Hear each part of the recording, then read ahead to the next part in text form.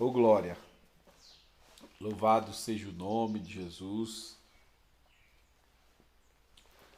Quero ler um texto da palavra de Deus para nós meditarmos.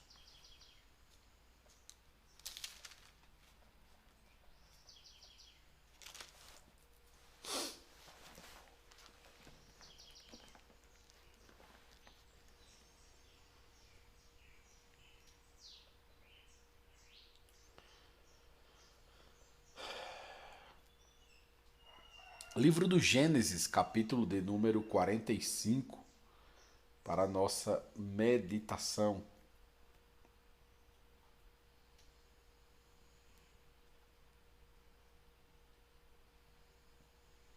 Gênesis capítulo 45. Amém, Raimundo. Deus é fiel. Hino. Capítulo 45 do Gênesis, a partir do versículo 1, que diz assim a palavra do Senhor. Então José não se podia conter diante de todos os que estavam com ele e clamou: Fazei sair daqui a todo varão, e ninguém ficou com ele quando José se deu a conhecer a seus irmãos. E levantou a sua voz com choro, de maneira que os egípcios o ouviam. E a casa de Faraó o ouviu. E disse José a seus irmãos: Eu sou José, vive ainda meu pai? E seus irmãos não lhe puderam responder, porque estavam pasmados diante da sua face. E disse José a seus irmãos: Peço-vos, chegai-vos a mim. E chegaram-se. Então disse ele: Eu sou José, vosso irmão, a quem vendeste para o Egito. Agora, pois, não vos entristeçais, nem vos pese aos vossos olhos por me haveres vendido para cá. Porque para conservação da vida, Deus me enviou diante da vossa face. Oh glória! Essa história é muito forte, muito forte, muito forte. Nós estamos aqui diante de um texto que José, ele se revela aos seus irmãos ali já como governante no Egito. Ele se revela como governante no Egito. Até porque os seus irmãos não estavam lhe conhecendo, até porque os seus irmãos achavam que ele havia morrido, mas ali diante de sua face estava seu irmão, agora o governante do Egito. O segundo nome mais poderoso do Egito, José. E o que é interessante que Deus nos vem despertando com relação à mentalidade. E eu sei o quanto é doloroso viver à mercê, o quanto é doloroso viver por baixo, o quanto é doloroso viver como servo.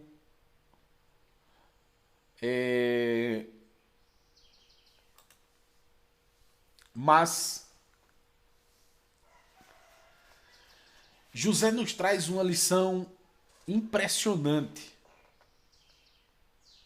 José se revela aos seus irmãos, e se José não tem uma mentalidade do reino, esse era o momento de passar por cima dos seus irmãos igual um trator.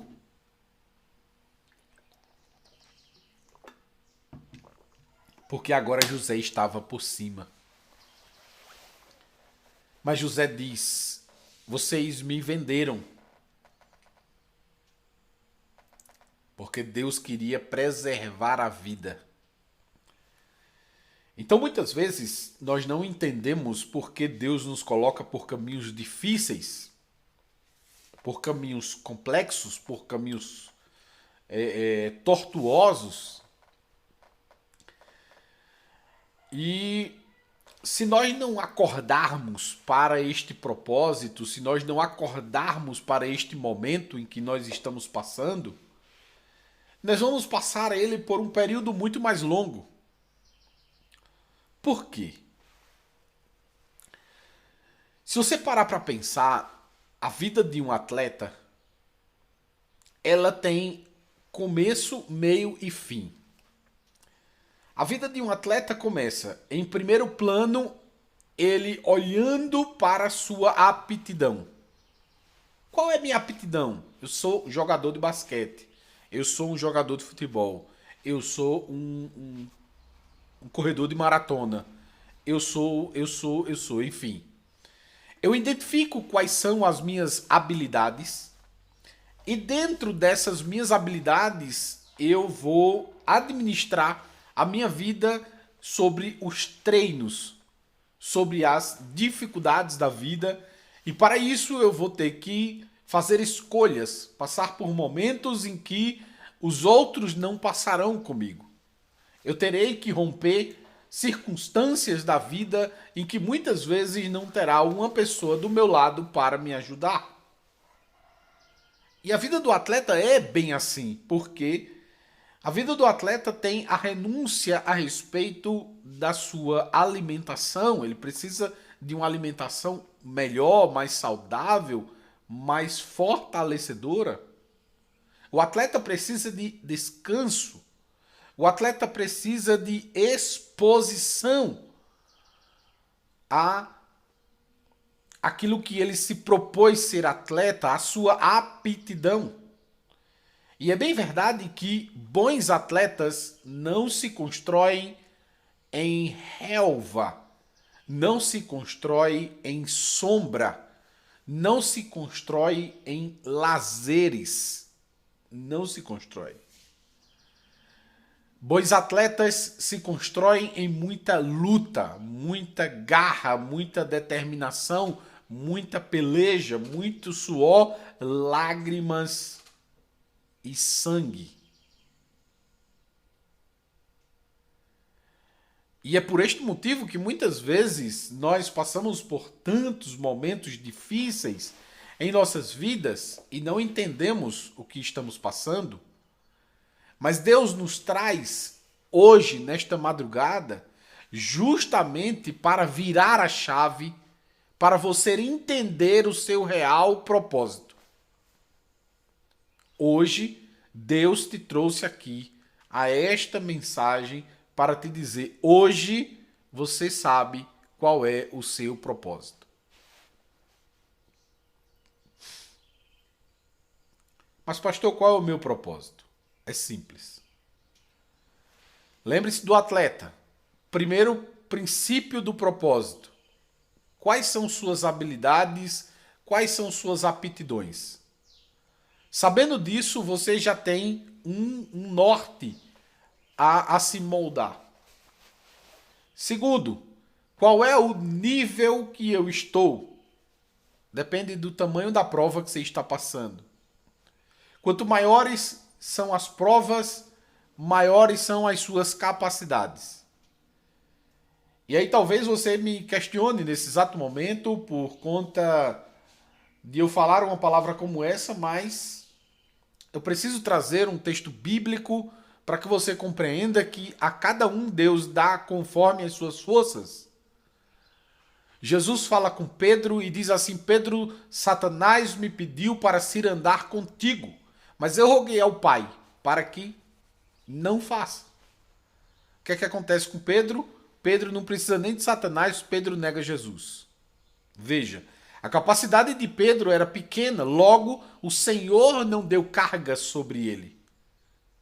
O Senhor não permitiu que forçasse um pouco mais a Pedro. Por outro lado, nós olhamos no livro de Jó e Satanás diz assim: tira tudo que ele tem e tu verás que ele te blasfemará. Deus olha para ele e diz assim: vai lá, toca em tudo que ele tem. Só não na vida dele, porque ela me pertence. E aí eu acho muito interessante isso, porque Jó é um dos homens que mais passa tribulação em sua vida, mas Jó também é o que mais nos traz fortalecimento. Jó é aquele tipo de homem que tem uma estrutura que suporta qualquer coisa. Porque Jó é o homem em que nós percebemos que passa por tribulações, por dificuldades, ainda que reclamando. Ainda que reclamando, mas que estava ali sempre forte, firme e na caminhada. E o que é interessante é que no final foi ele ainda que precisou orar pelos seus amigos. Então, quando nós olhamos para o contexto da palavra de Deus e percebemos o que ela nos revela, logo percebemos que se a prova é grande em nossas vidas, é porque nós estamos sendo aperfeiçoados para coisas maiores. A nossa capacidade atlética é muito maior quanto mais nós passamos por tribulações e dificuldades. E não importa o período, não importa o tempo. Porque esse período e esse tempo depende única e exclusivamente de nós. O problema de José chegar àquele ponto e ter passado pelo que ele passou foi justamente pela condição de crescimento. Veja que José foi trazido para o Egito como escravo, foi vendido a Potifar. Na casa de Potifar, José cresce. Cresce ao ponto de ser governante daquela casa. E Deus queria mais de José, porque ele precisava ser capacitado para algo mais. E aí Deus permite que houvesse justamente aquele contratempo com a mulher de Potifar para que ele fosse lançado na cadeia. E lá na cadeia ele pudesse ouvir pessoas, pudesse ouvir experiências, pudesse julgar causas, ao ponto de na cadeia ele também ser líder e governante. Na cadeia ele era um preso que tinha a chave da cadeia. Então veja que em todo o contexto da vida de José, você percebe que há um trabalhar de Deus para potencializar aquilo que José tinha como propósito de vida. E o próprio José revela isso no texto. Deus me trouxe aqui para livrar, para dar vida a vocês. Eu sei que foi vocês que foram os instrumentos, e isso realmente é doloroso, esse caminho, mas lembrem-se que Deus foi quem me trouxe até aqui. E Deus que me colocou nessa cadeira de poder abençoar a vida de vocês.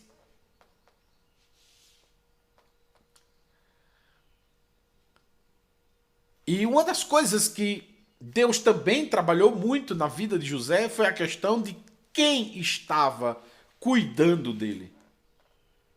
Veja que José revela o sonho àqueles dois homens, mas eles não se lembram dele.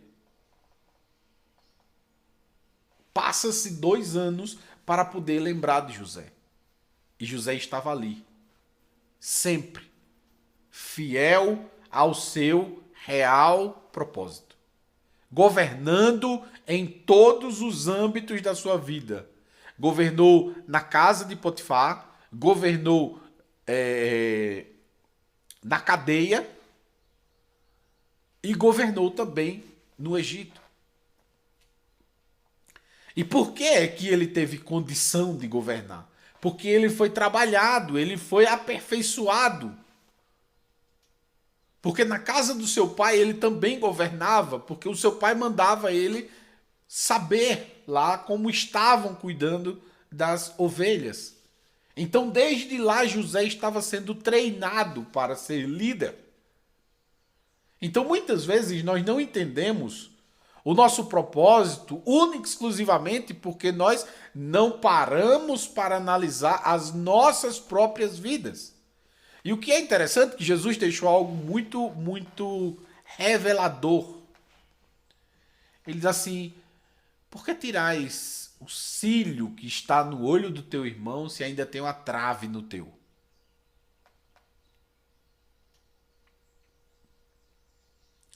Claro que Jesus ali estava falando acerca de apontar o erro dos outros sem consertar o teu primeiro. É bem verdade isso.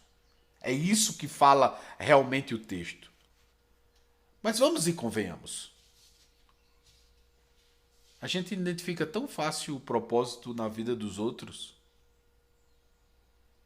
E na nossa, será que somos realmente capazes de perceber?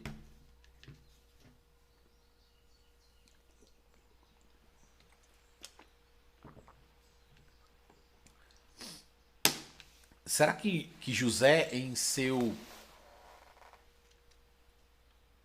percurso, ele não questionou? Será que José, no seu percurso, não disse: meu Deus, eu não vou sair desse sofrimento, eu não vou sair dessa luta? Meus irmãos me venderam, aquela mulher louca lá queria perverter a minha vida, e eu estou aqui nessa cadeia. Você acha que José não questionou de forma nenhuma?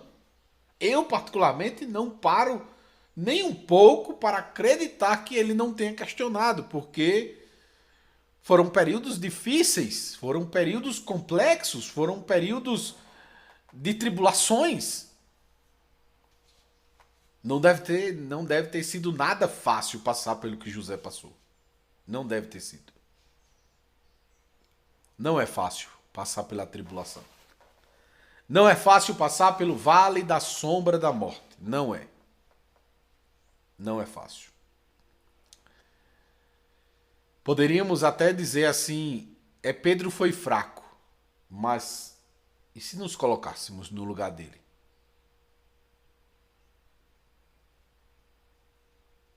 Jesus ali preso, e se ele falasse que era de Jesus, podia também ser preso e também ser crucificado. O que diríamos nós no lugar dele? Sem estar no lugar dele é mais fácil de dizer, mas estando no lugar dele não é nada fácil. Devemos ser coerentes. Mas enfim, hoje Deus quis por bem nos trazer por este caminho, para despertar você ao seu propósito. E qual o seu propósito? É simples. Identifique em primeiro lugar as suas aptidões. Quais são as suas aptidões? O que é que você mais gosta de fazer? O que é que você tem mais facilidade? E parta a trabalhar a respeito disto. Porque Deus quer se utilizar da sua vida nesse sentido. E não é uma profissão. Não é uma profissão. Não é uma profissão. Se nós olharmos a vida de José, a profissão dele não era governante. Governante era uma atribuição que Deus colocou sobre a vida de todo ser humano. Todo ser humano. A aptidão da vida de José era gestão de pessoas. Preste muita atenção. A aptidão da vida de José era gestão de pessoas. Veja que José estava em sua casa e ele geria seus irmãos. Ele foi vendido para o Egito e ele foi gerir a casa de Potifar. Ele foi levado para a cadeia e lá ele geriu os presos. Depois ele foi colocado na cadeira de governante do Egito e ele foi gerir as cabeças dos outros governantes, dos prefeitos, dos governadores, dos subsecretários, enfim. Toda ali a complexidade de governança egípcia.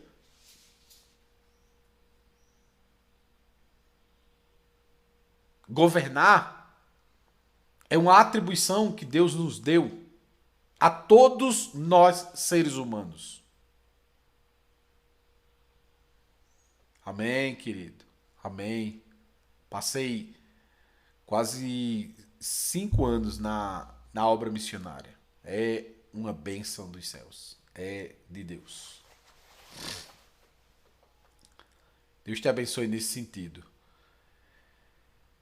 Mas enfim, quando nós olhamos para a vida de José, nós percebemos que a habilidade que ele precisou trabalhar, que ele precisou aperfeiçoar, e a habilidade que Deus estava querendo que ele fosse um diferencial, era um governante, um gestor de pessoas.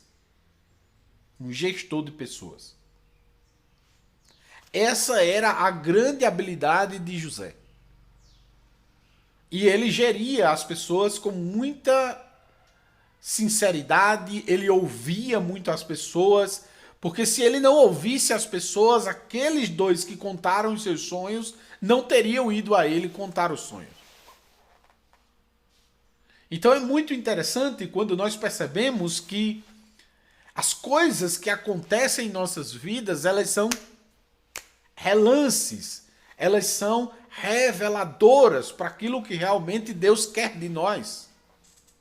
Quando eu percebi que Deus queria algo comigo na instrução da palavra, é justamente quando eu percebo que muitas pessoas me procuram acerca de dúvidas relacionadas à palavra de Deus.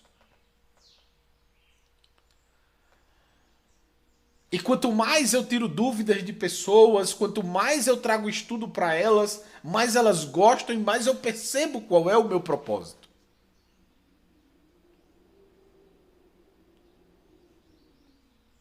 E eu entendo quais são as minhas habilidades e eu entendo qual as minhas atribuições na questão do reino. Por este motivo, este canal, por este motivo, nós estamos aqui, porque é justamente fazendo aquilo que Deus propôs em meu coração para que eu fizesse. E aí para mim não importa, porque por 5 anos eu venho fazendo esse trabalho e muitas vezes ninguém entrava ao vivo, ninguém interagia, ninguém dizia nada e eu simplesmente continuava. Porque eu sempre tive em mente, se uma única pessoa ouvir essa mensagem e se converter, eu fiz mais do que Noé. Porque Noé não se converteu ninguém. Então é muito importante para nós termos consciência do que realmente Deus quer de nós, para que nós sejamos cada vez mais capacitados para potencializar isso que Deus colocou sobre nossas vidas, sobre os nossos ombros. Se você hoje já identificou o seu propósito, digita aí: eu descobri o meu propósito. Eu entendi o meu propósito. Se não, coloque aí: eu entendi como posso identificar o meu. Porque eu vou repetir como é que identifica o seu. Veja quais são as atribuições dentro das tribulações, porque Deus vai lhe pressionar para você colocar para fora o que você tem de melhor. O que ele tem plantado dentro de você como habilidade maior. A tribulação vai fazer com que você tenha isso cada vez mais aflorado. Veja que José tinha o senso de governança, o senso de liderança de pessoas sempre em sua vida, desde a sua casa, com relação aos seus irmãos, até a casa de Potifar, até a cadeia, até chegar a governador do Egito. Sempre. Sempre, sempre, sempre foi um governante de pessoas. Sempre. Então é muito importante que nós tenhamos consciência deste propósito que Deus tem para as nossas vidas, para que possamos potencializar isso e nos entregarmos ainda mais para que o nome do Senhor seja glorificado.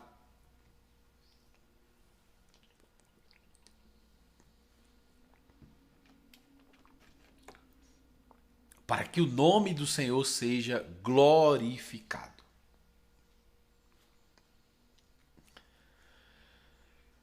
Que Deus abençoe a sua vida, que Deus estenda as suas mãos.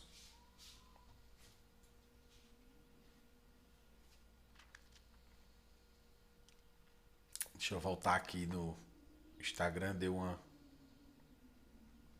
falhada na internet. Amém, querido Raimundo.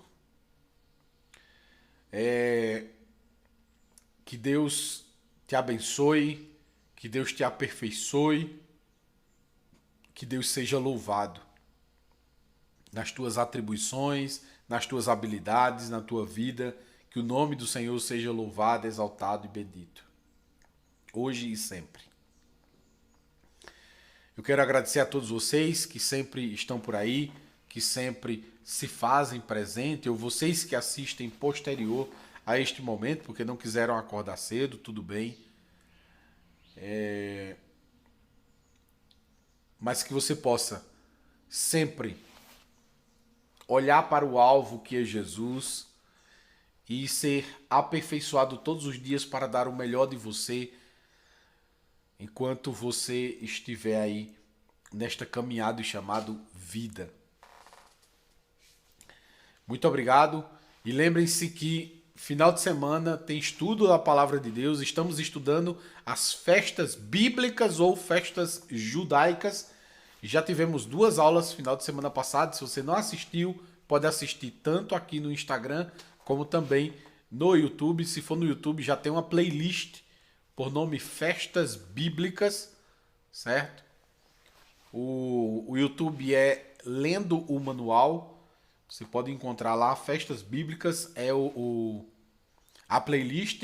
E nesse próximo final de semana estudaremos mais 2 festas, sábado e domingo. Estudaremos mais 2 festas bíblicas ou festas judaicas para que nós tenhamos plena convicção, plena consciência de que essas festas nos trazem uma revelação e essa revelação ela precisa ser seguida, ela precisa ser acompanhada, porque elas são festas que nos aproximam do Senhor.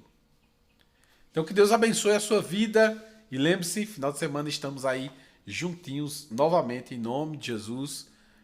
Se você não é inscrito no canal no YouTube, se achar por bem, se inscreva, nos acompanhe aí, sempre tem atualizações. Essa mensagem em particular, ela é cortada pela nossa equipe e vai ao ar amanhã só a mensagem. E ela vai ser repostada, só a mensagem. Amém? Então no YouTube fiquem ligados aí que nós temos sempre atualizações. Que Deus abençoe a sua vida e lembre-se que o Senhor te abençoe hoje e sempre. Que a graça de nosso Senhor Jesus, o amor de Deus nosso Pai e as doces consolações do Santo Espírito seja com todo o povo de Deus, hoje e para todo sempre. Amém. Deus abençoe e domingo nos encontramos novamente ao vivo. Tchau, tchau.